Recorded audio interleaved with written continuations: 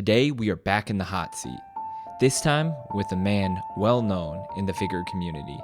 Some even say he's the most entertaining Vigor content creator. Yes. Me personally, I don't hold that same sentiment. Only joking. Today to play Craft 1, Loot 1, Deconstruct 1, SOS Spitfire.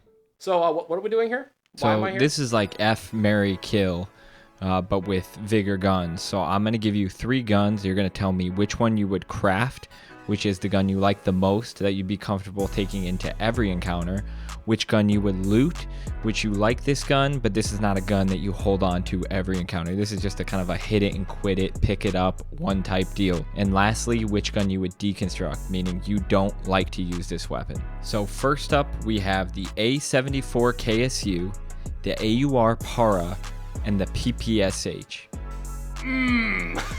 Ooh. Okay. So let's start with craft. Definitely PPSH. 70 round magazine. I can go absolutely remote with that thing. I can miss 40 rounds and still kill somebody. Okay, so you're crafting the PPSH. What are you looting? Man, so I'm gonna go with AK-74, pocket AK. You prefer the KSU to the Para. Yes, and here's why. The reason why I think the DPS is a lot better, and when I pick up a weapon like that, I don't pick up weapons often, but usually when I do, it's in a pinch. And I want a weapon that can kill fast, and that's at close range. And I do not hate the Para. However, my problem with the Para is it's kind of like, my biggest issue is it doesn't hit very hard. That's my only real gripe with Para, is it just doesn't hit hard. Yeah, you're not far off, and the thing is the gun sounds loud, so you feel like you should be doing damage, and the damage doesn't quite match the sound, if that makes any sense. That's fair. That's also very true. It does feel a little bulkier than it actually is. So me personally, I think this is no surprise. I would craft the A74 KSU. This gun fits really well with my playstyle. I like to rush. I like to close the distance. This does a lot of damage from close range, and I actually believe that it does have some mid-range capability. That is false. I really like this gun. For loot, I'm going to pick the AUR Para. I think the AUR Para does a decent job finding the head. The AUR Para can be a little crazy with the recoil, but I really do like its power at close range. And I've surprisingly had a lot of luck with this gun from medium range in eliminations. And then finally, the PPSH. I have nothing against the PPSH. For me, it's just one-dimensional. I think obviously the magazine size is nice, but you're gonna have to stick to the close range with the PPSH, and it doesn't feel as powerful as the other 2 weapons. It is taking every fiber of my being not to scream. Okay, how in tarnation is the PPSH worse than the pocket AK? I just don't. The only thing it has is damage. That's the only thing I don't quite understand. Well, in my mind, the only thing the PPSH has going for it is its magazine size. I just don't think it's that diverse. I mean, it has a better fire rate, it has better DPS, it has a large magazine, it's very mobile, you can jump shot with it very easily. And heck, even at longer ranges, you can kind of just spray 40 bullets down range and maybe get a headshot, and you don't really have much consequences. That's a great point, Spitfire. Me personally, I'll take the damage of the A74 KSU over the fire rate and the magazine size of the PPSH. Well, we're already off to a great start. We can't agree on anything. Hopefully we can keep that going for the next round. So next we have the SVD, the ZA-M76, and the M21. Oh, this is hardly a debate. Are you kidding me? Well, I have a feeling we're not going to agree on this one. Craft M21. Come on now. It's the M21. Loot SVD, not even a choice, and then deconstruct the ZA. That's not even, I don't have to think about that. So what's your thought between the SVD and the ZA-M76? Yeah, no, the SVD is just the purple sniper, but better. That's exactly what it is. I don't know. So this may be surprising to you, but I would actually craft the ZA-M76. I was not a big fan of this gun at first. During my gun reviews, I really learned to love this gun. It has a bullet drop, yes, but the bullet drop actually can be beneficial to you. I found myself almost shooting over coverage. Trust me, if you use this gun and get used to this gun, you're going to dominate from distance. I'll loot the M21. It packs a punch. It's a laser beam. Don't get me wrong. The recoil is just a little too much for me. And I will deconstruct the SVD. Nothing against the SVD. I would just prefer the other two snipers. I think you're an absolute maniac. I mean, just take a look. Okay, here, let me lay out the stats for you. ZA, damage 36, fire rate 180, effective range 700. SVD, 43 damage, 180 fire rate, 830 range. So it does more damage, it has more range, has the same fire rate, and the scopes are the exact same. Look, you're a man of numbers, I'm a man of feel, and this gun just feels right when it's in my hands. I was a ZAM76 hater, I was. And it took a fellow YouTuber, Vigor Player Cornbread, he said, give this gun a try, I know you'll like it. And I tried it out, and he was right. I loved it. You can bring up all these numbers, but one thing that doesn't lie is kills. And when this gun's in my hands, you better believe I'm getting kills. I just think the only feeling you're gonna get is the feeling of lead if you pick the ZA over the SVD. I will say this. It's not a bad gun. It's just not as good as the SVD. It is just a slightly worse version of the SVD. Now, to be fair, I haven't used the ZA in a while, but the look, the feel, it's basically the same gun but purple and does less damage and has less range. You put it over the M21. That's another problem I have. But okay, I get that it has better range and it does pack a little bit more of a punch. But what happens when the enemy closes the distance? What is a ZA gonna do? Look, when you have the ZA in your hands, you don't have to worry about anyone pushing you because you're putting them down with one shot. Mark my words, this gun is a great gun. It's a lot better than the M21. Look, here's the thing about the M21. People are stuck in the past. They remember the pre-nerf M21. The recoil on that gun is ridiculous. You're not landing multiple shots with that weapon. But the ZA, you can land multiple shots in quick succession and it does high damage. It's a great gun. Okay, what happens when an SMG or a shotgun or an AR sneaks up on you? What's a ZA gonna do in it? Maybe you would have to have one of these sidearms on you, which is our next category. Oh boy. The SWSH, the Raffica, and the Gall. So for crafting, I'm gonna go with Gal. Yes, absolutely. I do not regret that at all. Loot, actually, yeah, loot Raffica, Deconstruct, Big Iron. Not even a debate. Okay, so why are you deconstructing the SWSH? Got nerfed into the ground. Most of the time at 3 shots, so you have to be 50% accurate with the weapon to get a kill with it. It's a gold gun though. I mean, come on. Yes, it's a gold gun. You wanna know what's gold? The John. So that's not an argument. Because it's gold don't mean it's good. That's not how this works. The Gal is literally, it's basically just it's an Uzi.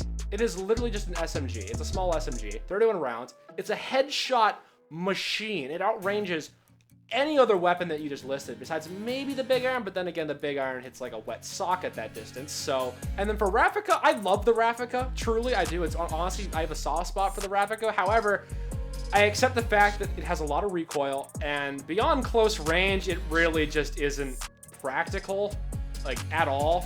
It gets outgunned by just about anything, unless, like I said, unless you're point blank or really close.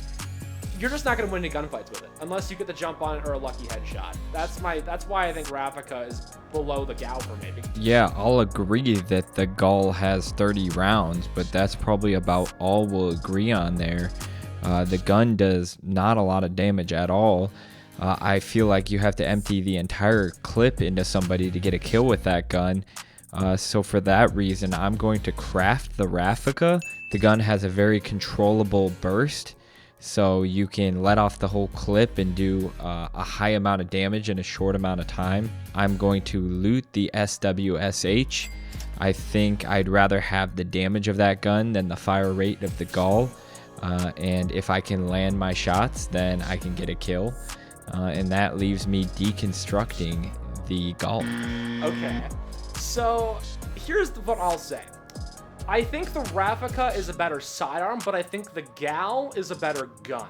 Standalone. Now, I think you do have a point with the Raffica. It does, like it says, its DPS is crazy. I'll say that. Point blank, it's great.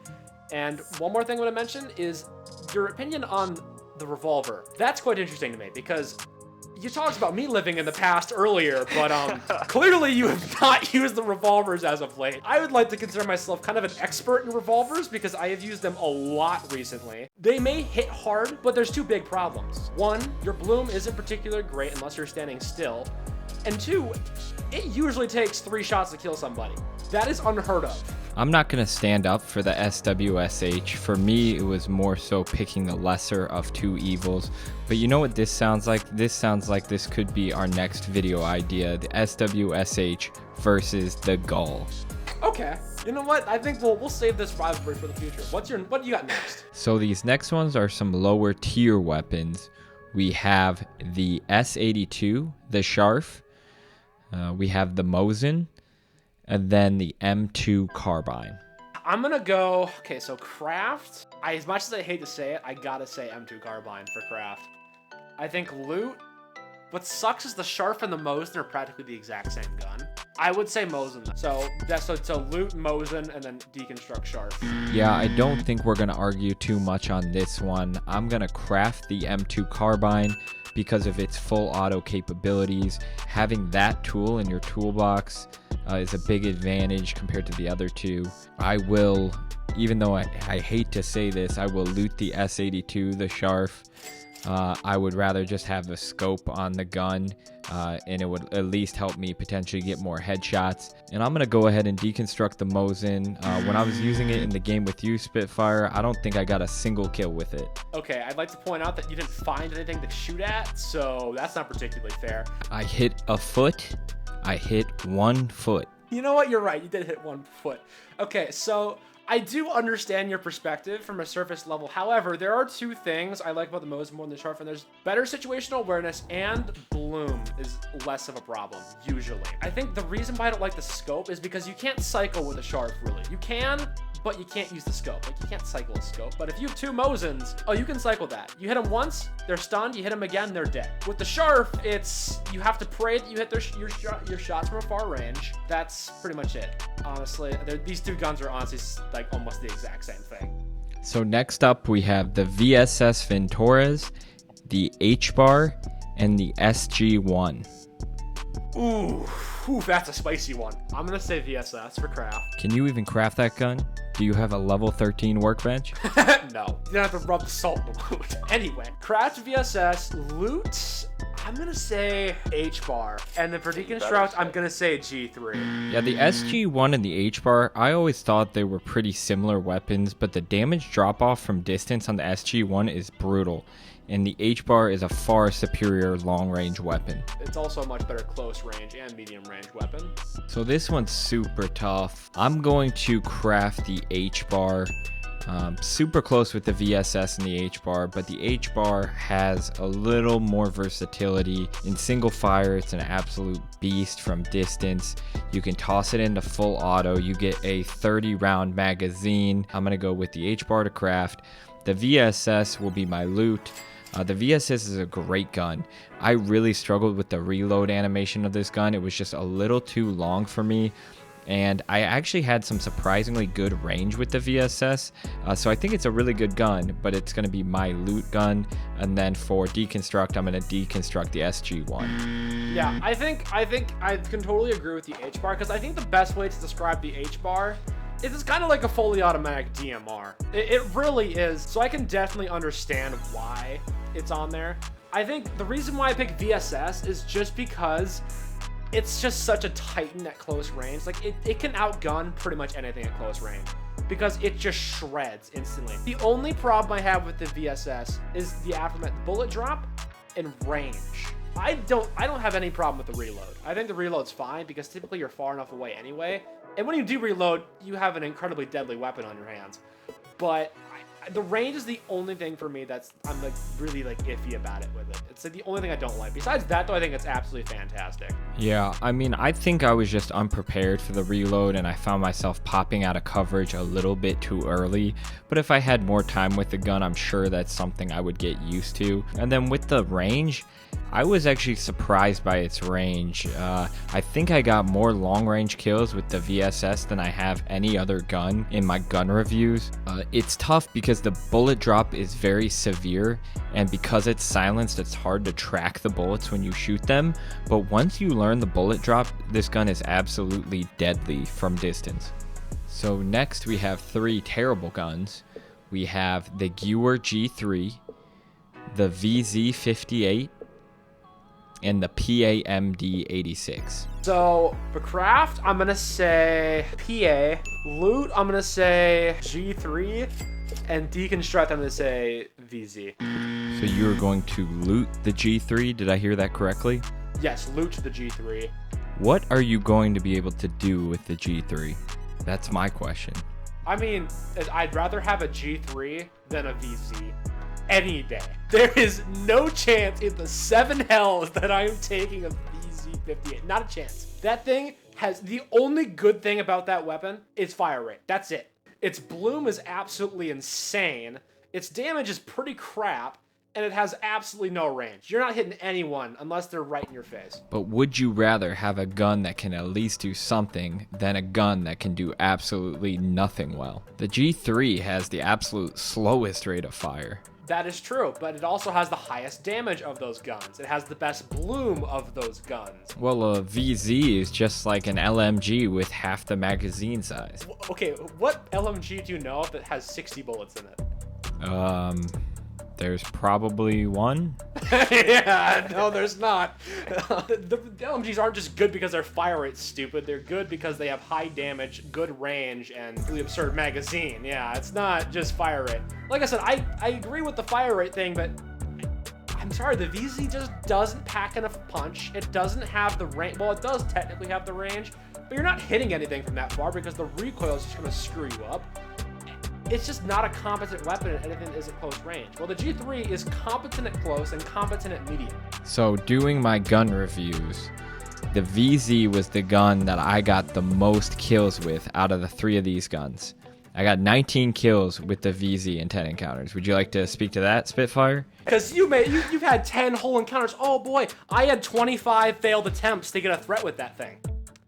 So, you know, some might say there's a pinch of bias, and there definitely is. But everything I am saying is very factual. So one thing I realized through this whole thing is with all 3 of these guns in my gun reviews, it actually took me till the last encounter number 10 to get a threat game with these, which is kind of crazy. They're all guns that you kind of need to get used to. So that being said, I'm going to craft the PAMD basically just because it has the full auto and it has the burst, so it gives you that versatility. By no means do I think it's great.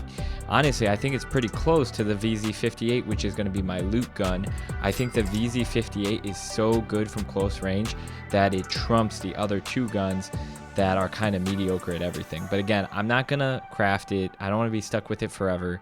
I'm going to loot it, and then I'm going to deconstruct the G3. It has a terrible rate of fire. It has bad recoil. I think the bloom is bad, and the iron sights is terrible. I'm going to deconstruct that gun. So in every game, we have a twist. And in this case, our twist is going to be we're going to switch up to maps. So I'm going to give you 3 maps. You have to tell me which one you would want to drop the most frequently, which one you would want to drop every once in a while, and which one you would be fine if you didn't have to drop again. So the maps we have are going to be Fisk, Broadland Bridges, and Flagellin, or FJ, or however you want to call it.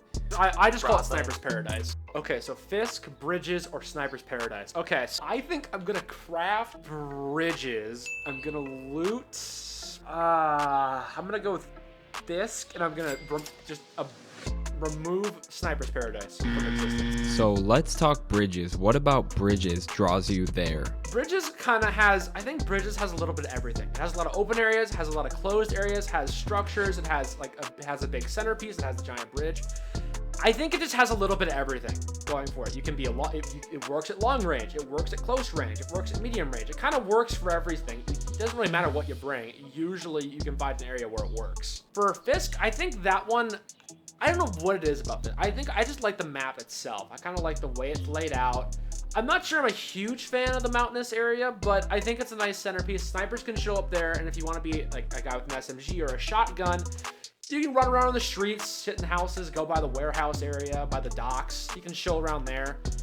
And as for Sniper's Paradise, I call it Sniper's Paradise because the only viable option is a sniper. Because, you know, imagine you're just a humble little guy with an AR wandering around in the valley trying to get Bard House, and then, I got sniped, I died. Well, I guess I get to load it up again and then die again. There's only one viable option. in Sniper's Paradise, and that's a sniper. Because it's so open, it's so mountainous, and it's just so big that if you have an AR, most of the time you're gonna fight people with snipers. And at least the way I play, I find that quite frustrating, especially when I'm trying to loot or I'm trying to get into like gunfights that aren't snipers. Yeah, I get what you're saying. It's definitely not the most diverse map, let's just say. It definitely caters to a certain play style. So for my choices, I will craft Fisk. I think Fisk is a great map for kills, probably the best map for kills. You get these huge lobby sizes, so you run into somebody at every turn. If you're someone who enjoys looting, there's buildings, there's areas to do that. Like you said, there's long range areas on the map, there's close range areas on the map. I just think it's a really nice map. For looting, I'm going to pick Flagellan. To your point, yes, it's very sniper heavy, but a lot of the maps don't give you the ability to snipe. So for me, it's kind of like a breath of fresh air whenever I see Flagellan in the rotation. So I definitely couldn't go there every time. I'd probably go crazy if I went there every time, but every once in a while, yeah, I'm totally down for that. Then I'm going to delete bridges. Nothing really against bridges. It's a big map. Sometimes it's hard to find people. The loot is great, don't get me wrong, but if I'm running around for kills and signals in a bad location, I'm gonna be, shit out of luck. To be fair, I guess in the current meta, I can see where you're coming from there. However, I don't think, if we are looking at this objectively, because we both have bias, obviously, you're much more of a long range, I'm much more of a close range. I think that I think that's fair. If you want to use snipers, that is definitely the best place to do it, but like I said, what brings it down for me is that's really the only thing you can use it's the only thing you can use. Yeah, and Broadland was great when I was a raincoat. I loved running around, getting loot without the fear of being killed. But now, since I've turned in the raincoat for a pink jumper, I'm a lot sweatier now. I just want that quick action, which is why I'm deconstructing Broadland. Some might call that evolution, some might call that de-evolution. I'm not sure. Now, we can't end the video without one more switch up. We're going to do the same concept, this time with POIs. So we have Barred House, Locked Container, and Timed Safe. Okay, so this is definitely going to be one of the hot takes, because I go to these places for kills, not loot, because I don't need loot. Okay, and when you're running around with 2 crossbows trying to get a threat, okay, you need to find people.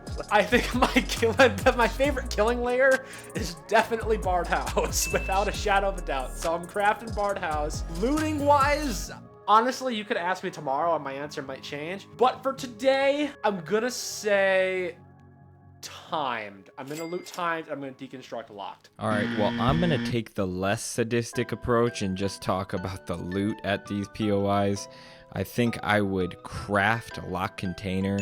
In my mind, that has the best loot. It's the easiest to get into. It's just the best risk for the reward. I'm going to loot Barred House. Barred House is actually not that dangerous if you don't stay inside Barred House. I open up the safe, I get to a safe spot outside of Barred House, and people fly into Barred House with like this laser focus, like they don't even check the area around it. So you honestly can probably get an easy kill as long as you don't stay inside the house. Then I'm going to deconstruct time safe. I just don't think the loot in there is worth the time tracking down both of the control panels.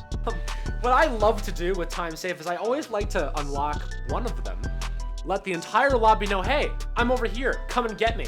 And then I let them run right to me, and then they fall over dead. Well, Spitfire, hopefully you had fun doing this. Oh yeah, I had a whale of a time. I don't agree with anything you say, but I had a fun time doing it. Yeah, we are very different Vigor players. When I did this with Brian, he actually said, you'll probably agree with Spitfire on a lot of things, and that couldn't be farther from the truth. I don't think we agreed on one thing. I mean, I'm gonna be honest, it makes perfect sense. I'd like to say I know Brian pretty well, and yeah, you two seem to be a lot more, like, I'm a little more on the conservative side with this game, where I'm just blast, blast, blast, blast.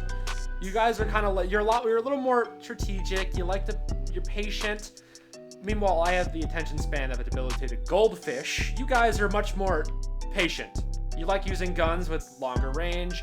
You guys are, like I said, much more tactical. Well, I'm much more brute force. Exactly. Brute force with a modicum of strategy. Organized chaos, as I like to call it. I think there's a spectrum. Brian is like ridiculously patient. You're just kind of in the middle, and I am like way on the far end. Well, you definitely have the hot takes. Also, I noticed you're getting close to 1,000 subscribers. Yep, I am. So everyone watching, I'm actually going to pin a link to Spitfire's channel in the comments. So please go over there, subscribe to this man, get him to 1,000. Thanks for everyone who stopped by. We're going to try to make this a continued series on the channel. Until next time.